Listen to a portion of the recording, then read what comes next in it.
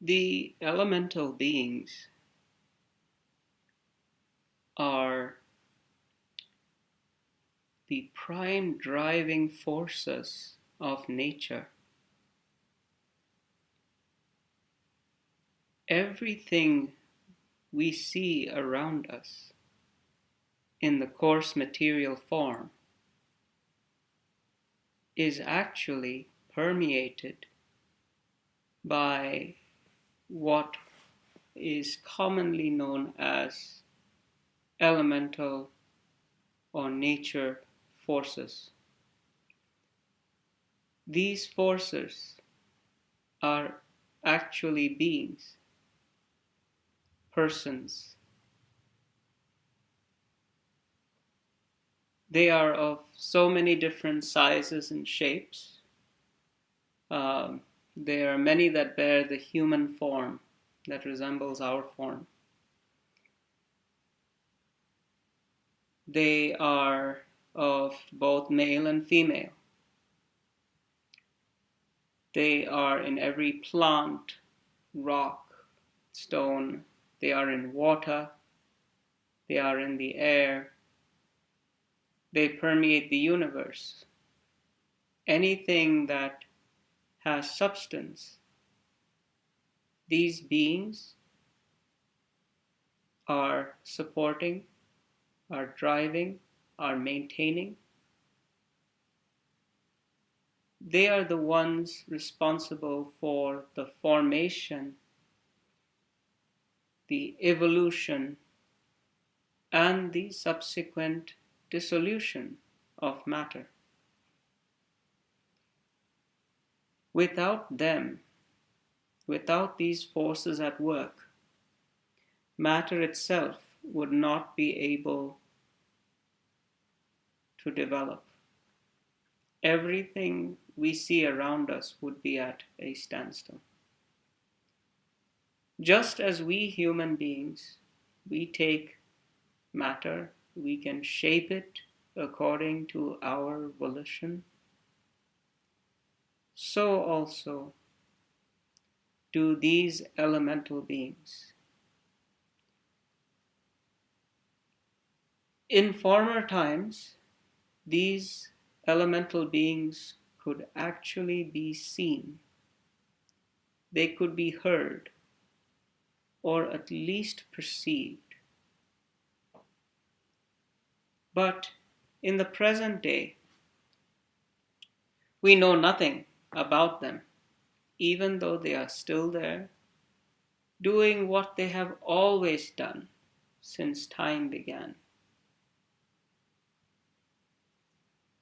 The reason we cannot see them, we cannot hear or even perceive them, is because we have become over time less pure in our volition.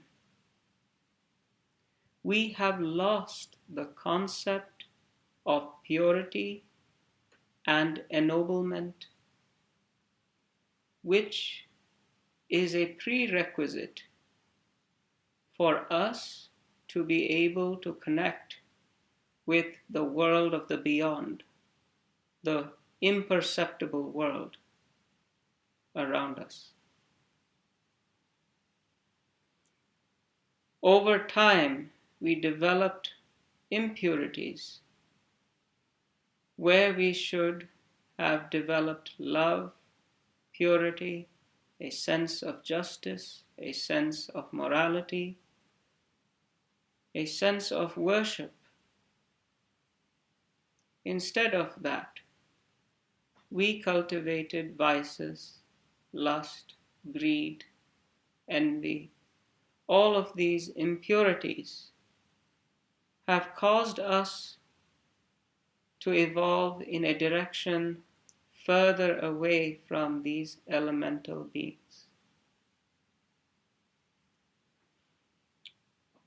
We did not work with them. We have not learned to work with them. And so over time, the connection with these beings got cut off.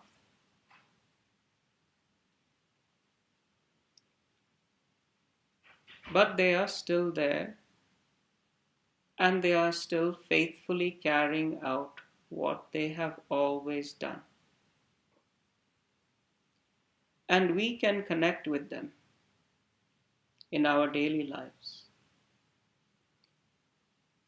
Some will say, those who are familiar with the elemental beings, they will tell you that the best way to connect with them is to go out into nature, into the forest, and actually try to talk to them.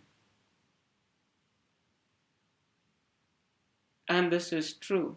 Over time, the connection with nature, it brings about a greater sense of purity, of compassion, and it does forge a link with these elemental beings, which was once cut off through our impurity. This any one of us should be able to do. The difficulty comes in the fact that we have heaped about ourselves so much darkness. We carry this huge burden of darkness on ourselves, and we have to cast it off before we can become pure again. And this is the hard part for us. It is the most challenging part for us.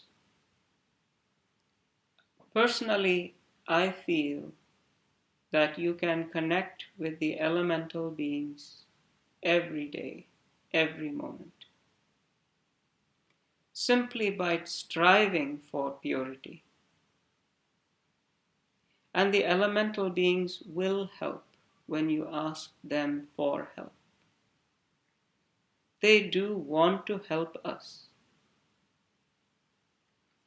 They have naturally also been very saddened by the decline in humanity that we see all around us. In former times, we human beings, we would work and cooperate with the elemental beings. But we have ceased to do so, and naturally, that has led to a great sadness amongst them.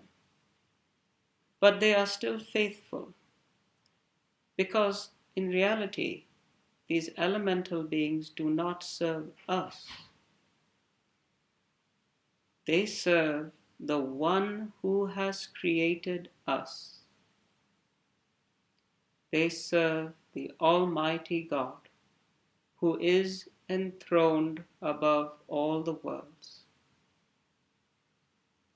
They serve Him and Him alone. They fulfill His will, and His will, God's will, is embodied in all the laws of nature, the eternal laws of creation.